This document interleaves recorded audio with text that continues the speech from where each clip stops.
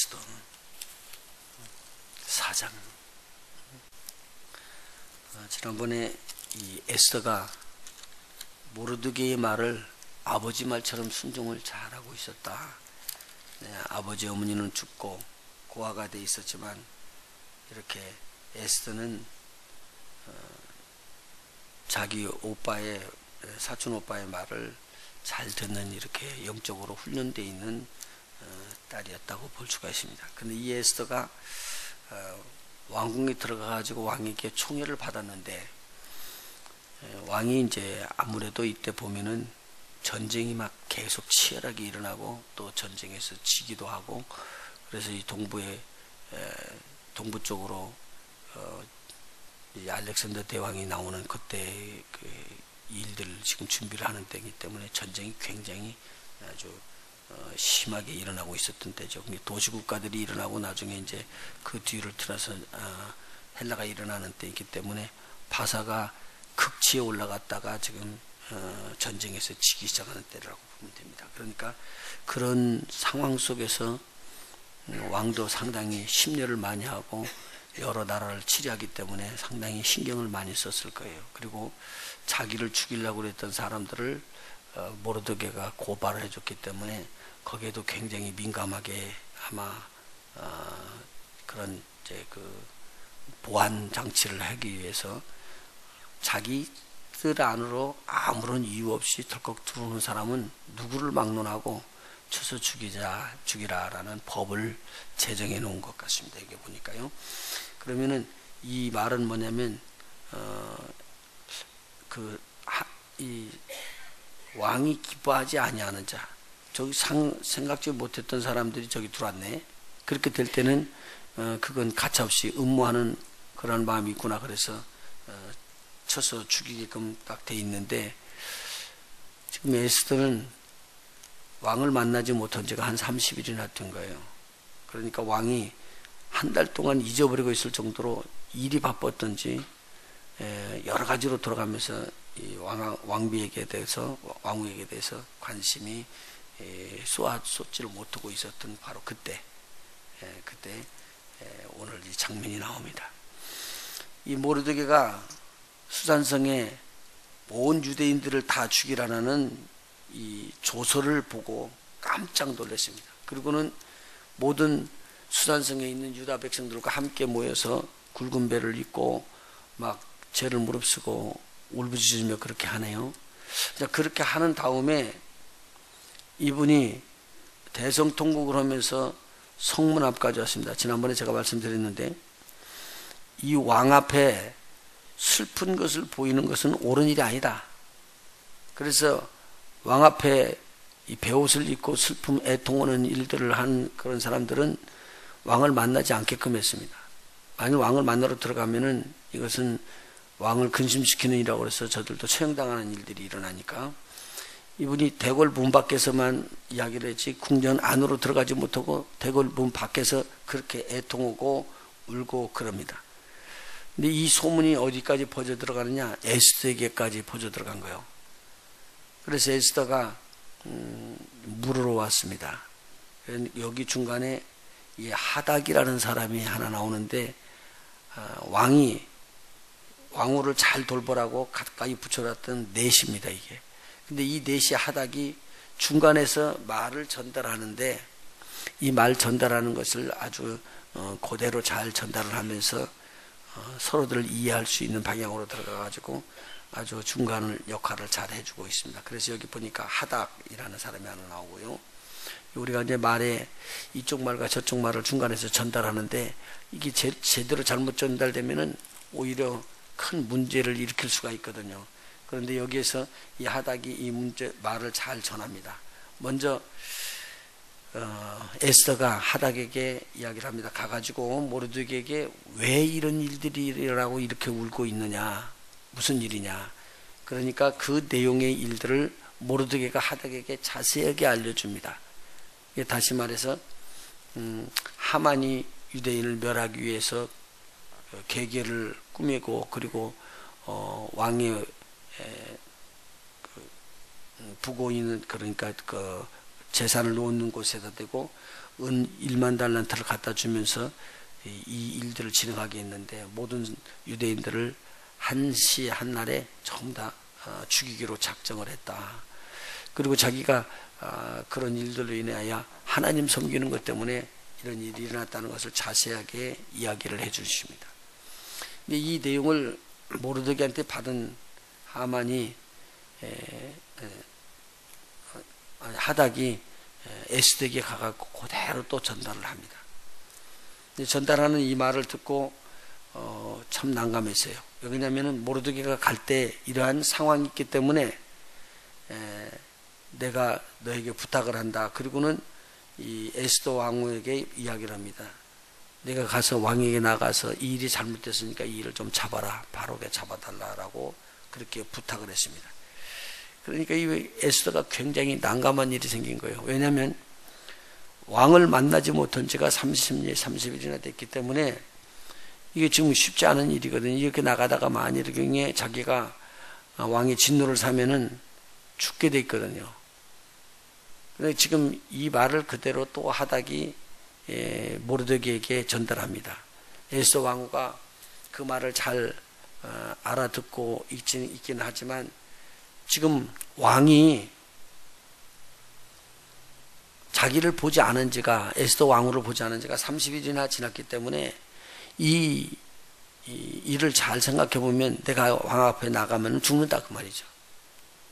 그런데 이미 법은 왕의 신복들과 각 도성에 다 알려지기에 뭐라고 알려졌냐면 누구를 막론하고 이 안에 그냥 들어오면은 왕이 저를 죽인다라는 법을 다 알고 있다는 사실이에요.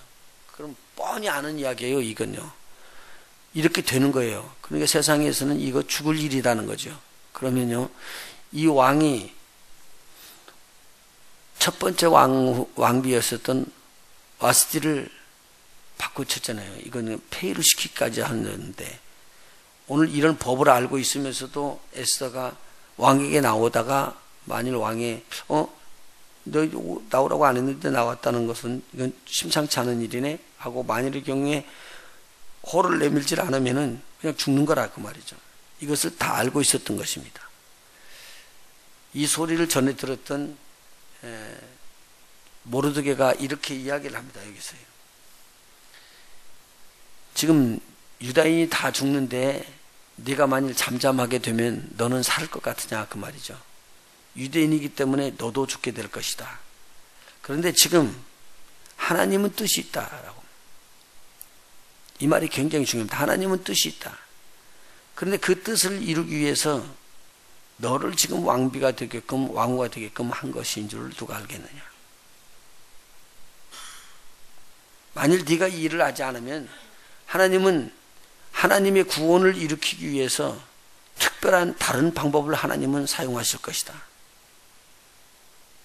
그래서 이스라엘 백성들 유다인들은 다 노임을 받을 수 있겠지만 너에게 준 하나님의 때 하나님의 뜻이 너에게 흐르고 있는데 네가 이것을 외면하게 되면 너와 너의 제 아비집은 어떤 방향으로도 망할 것이다.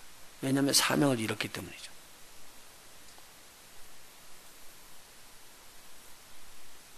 이거 그냥 우리 슬쩍 지나갈 일은 절대로 아닙니다. 이건요.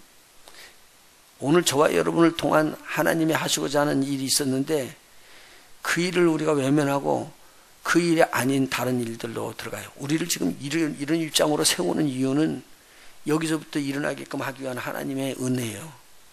하나님의 특별한 섭리예요. 모르드게가 이야기하는 것처럼 하나님께서 너를 이 바사의 왕후가 되게끔 한 이유가 있지 않느냐. 그것이 바로 오늘날 이스라엘 백성 유대인을 구원하라고 너를 그렇게 세운 것이 아니냐라고 이야기하는 내용입니다. 만일 실질적으로요, 유다의 포로로 잡혀온 사람들이 왕후가 된다는 것은 이건 실제로 이건 불가능한 일이었었습니다. 왜? 포로들이었었거든요. 그러면 당시 바사에 그렇게 훌륭한 나라에 장관들이나 그 위에서 일을 하면서 나라에 큰 공을 세웠던 사람들이 얼마나 많이 있겠어요. 그들의 딸들도 얼마나 많이 있었는데 이 유대인 에스더를 왕으로 세울 리가 없죠.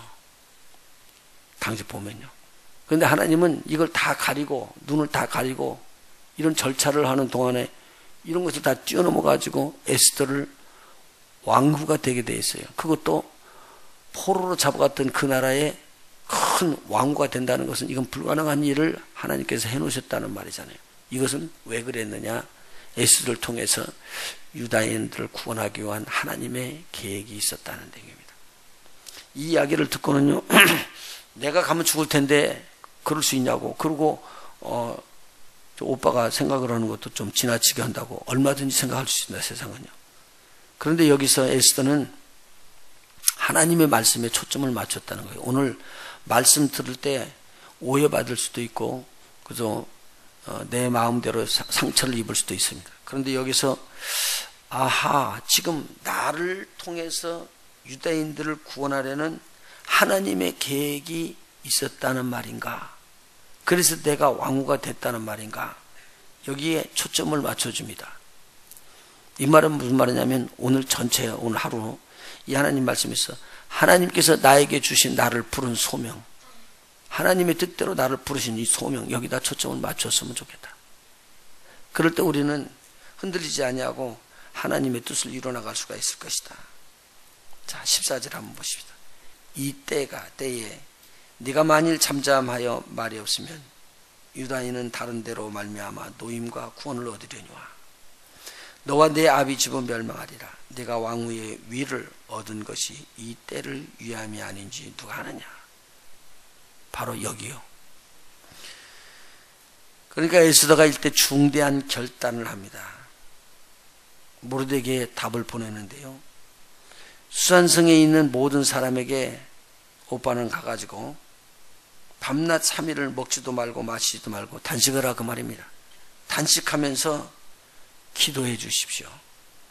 나도 나의 시녀로 더불어 이렇게 단식하면서 기도한 다음에 규례를 어기고, 이 말은 뭐냐면 자기가 규례를 깨는 거예요. 왕은 규례를 만들었는데 규례를 깨고 어기고 왕에게 나아갑니다.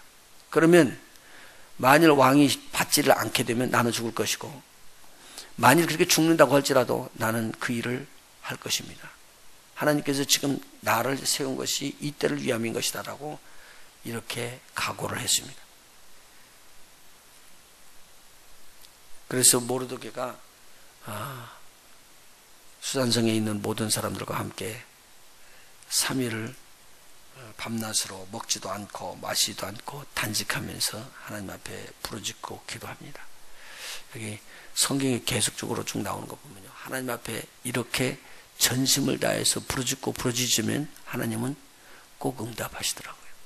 그런데 여기서 우리가 굉장히 귀한 것을 배울 수 있는데요, 하나님께서 우리 소명을 불렀어요 생각합니다. 여기 있는 모든 분들이 하나님께서 태어나게 한 이유가 있다 그 말이죠. 하나님께서 태어나게 한 이유, 그것이 무언가?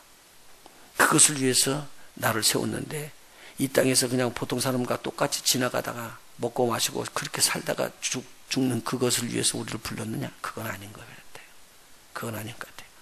우리를 부른 특별한 목적이 있다면 그 하나님께서는 그 목적을 위해서 우리에게 부어주실 것도 부어주시지만 먼저 우리가 그 하나님의 뜻대로 그렇게 결단하면서 살기로 작정하는 것이 중요한 것을 오늘 여기서 볼 수 있었습니다. 오늘 마음을 굳게 정하십시오. 마지막 때이기 때문에 하나님께서 분분해서 이 소리 저 소리 많이 들을 수 있습니다. 근데 우리는 그것이 중요한 게 아니라 우리 주님에게 초점 맞춰 정말 심플해져야지 됩니다. 우리의 구원의 길은요, 내가 길이요 진리요 생명이니라고 말하십니다. 내가라고 스스로 이야기하셨던 예수님의 말씀 절대 잊어버리면 안 됩니다. 길은 그분밖에 없고요, 오직 예수라고 그랬습니다. 근데 오직 예수라고 부르던 분들이 다 변질되거든요.